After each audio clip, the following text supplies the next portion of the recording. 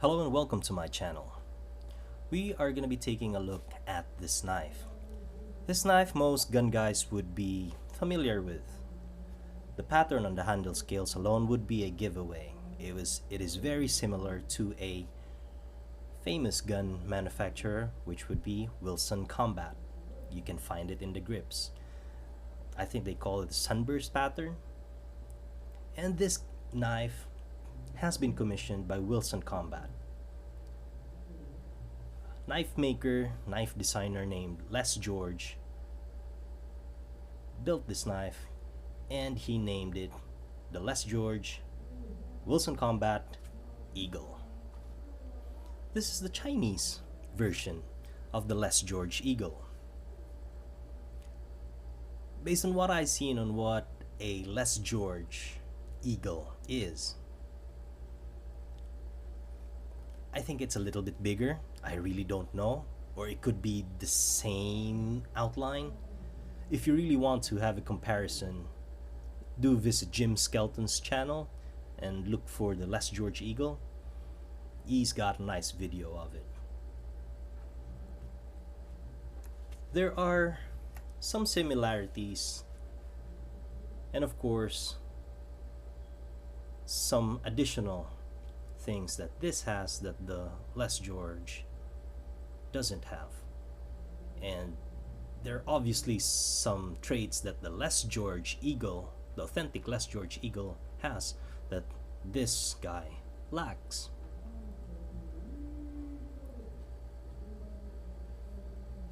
One of which is the scales here. When I was checking out Skelton's video, it was a bit wider and it looked like that it had a lesser number of streaks, and when you look at the whole knife it kind of looked like bigger and robust. I would say that the thickness, or this is like a thin profile of the blade. It has a thinner, a sleeker profile as compared to the authentic Les George Eagle.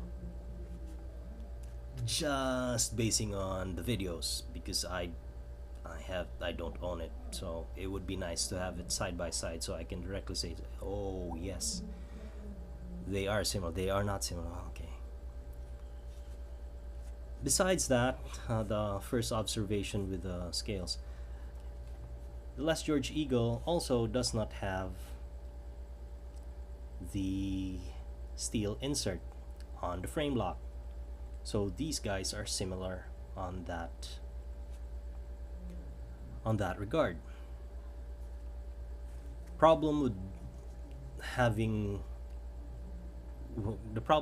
a knife that does not have that steel insert is the blade is a hardened steel. This is a D2 carbon steel, hardened, I'm sure, tempered, and the titanium, they're meeting together. It's not hardened steel versus hardened steel, it's hardened steel versus titanium, and someone would be eating something because of two dissimilar metals. So a lock stick would develop. I felt it. Before it was non-existent, but now with all the flipping, using,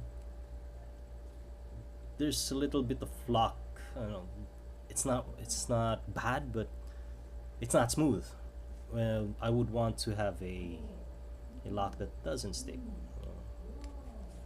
It's not there now, but let me that's a strong flip. There's probably a little bit of locking here. No, there's nothing there. Simple solution for that would be the tried and tested lead. You rub some lead on the knife, on the blade steel, so that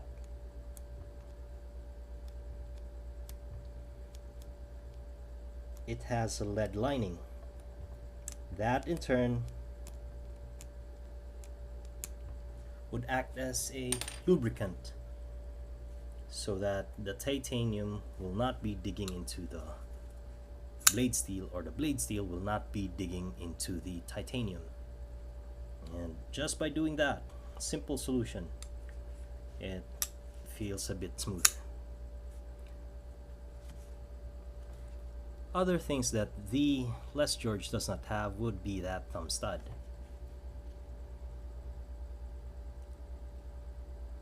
Benza, Chris Reeve knife owners will be familiar with that thumb stud. It more or less looks similar, if not identical. Also notice that the name is clearly seen. The model for this one, they would be calling it Bliztwing. That's wrong spelling. It should be Blitz. It's like B-L-I-Z-T. Anyways, that's the Chinese. Bliztwing. MG would be the maker. A Chinese knife maker. And that would be their logo. The quality on the titanium scales is really not bad. They're using specified, they're using TC4 titanium. And the texture, bead blasted, they use bead blasting for the finish. The textures, the bead blasted titanium tends to give you a non-slip feel. The flipper also acts as a finger guard when you are holding the knife, and there's a very nicely placed, not elevated, just in line with the scales, thumb jimping for your thumb to rest squarely. Blade shape would be a recurve drop point, clip point, clip point. Just leave it in the comments, whatever it is. And saber grind or flat grind. Ah, man, I need to touch up on my grinds. I'm not a knife maker, I'm just something that enjoys knife, and from time to time I do forget things regarding knives because knives are not my life 100%. Although I really like them. Okay, I just need to learn more. Sorry, no excuses. So this knife, I really like it. How heavy is it?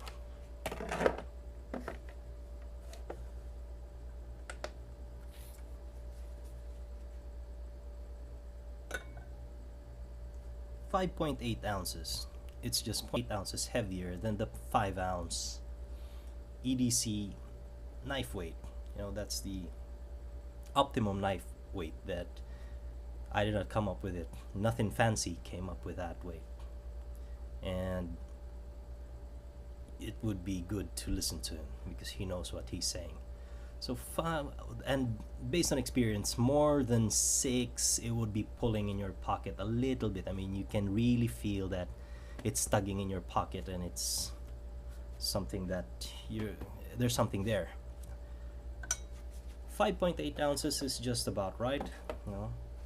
Plus the total thickness of the knife, it's not that thick, although really not that thin also. It just goes well in your pocket, it blends well in your pocket, and you kind of just forget that it's there. Centering, not 100%, but okay. Smoothness of the flip and the authority of the flip with the detent is very good. Lock, I'd like it to be earlier, but this would already do. It's around 50%. No lock stick with a lead solution. And the overall build quality of the knife is just, it'd be okay overall.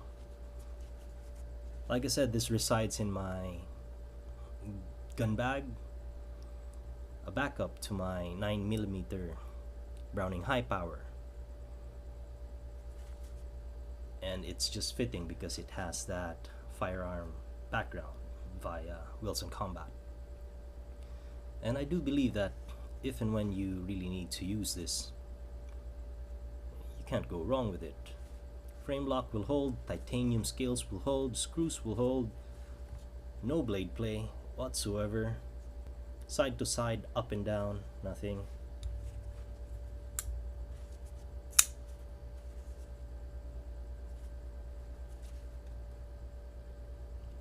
It's just a knife that would work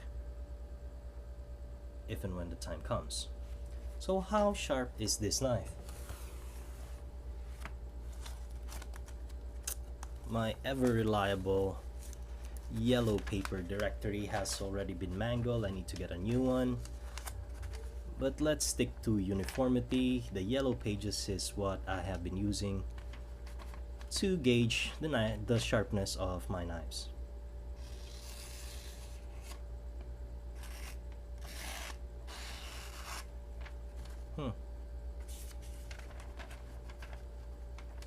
This part here, there's a little bit of catching going on.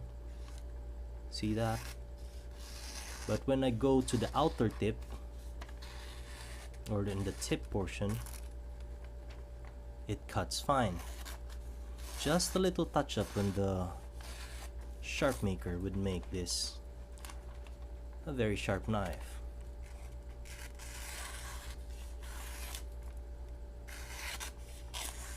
It's already sharp, but I'm sure I can make it sharper. Shall I do it now? Let's do it now. Oops. I've changed the angle to 30 degrees. Let's change it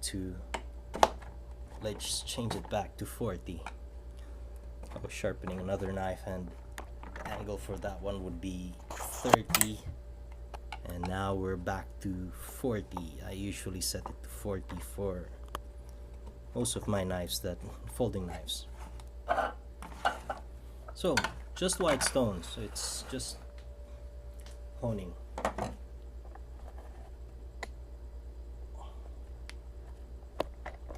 Let this come up a little bit.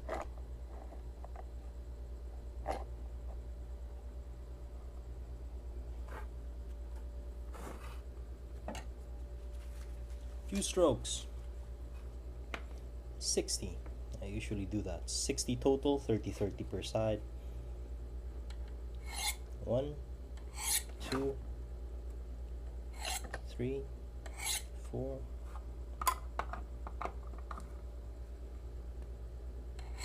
5, 6, 7, 8, 9, 10, 11, 12, 13, 14, very light strokes, 15, 16, 17, 18, 19, 20, 21, 22, 23, 24, 25, 26, 27, 28, 29, 30, 31, 32, 33, 34, 35, 36, 37, 38, 39, 40, 41, 42, 43, 44, 45, 46, 47, 48,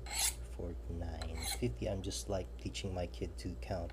51, 52, 53, 54, 55, 56, 57, 58, 59, 60. 60 strokes total. That's 30 stroke per side. Let's get back to our ever reliable yellow pages. Bent and tattered.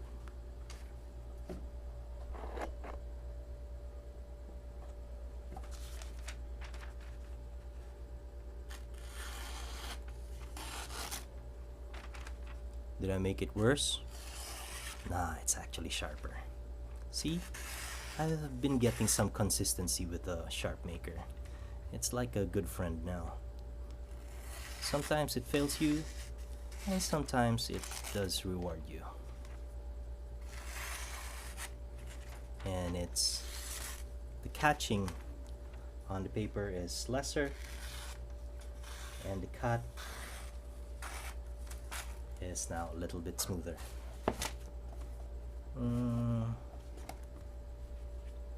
Let's see what I can do.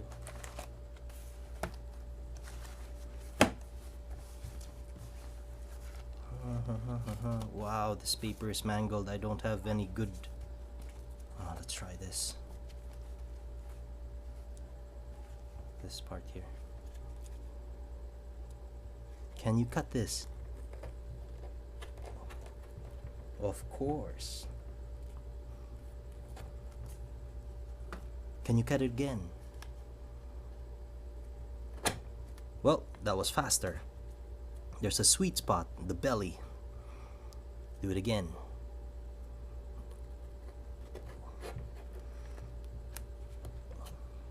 Just a little bit of wrestling, but I do need to find that sweet spot.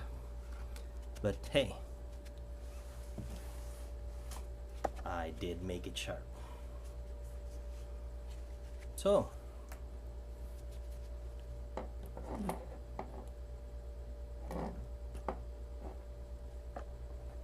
I really like this knife.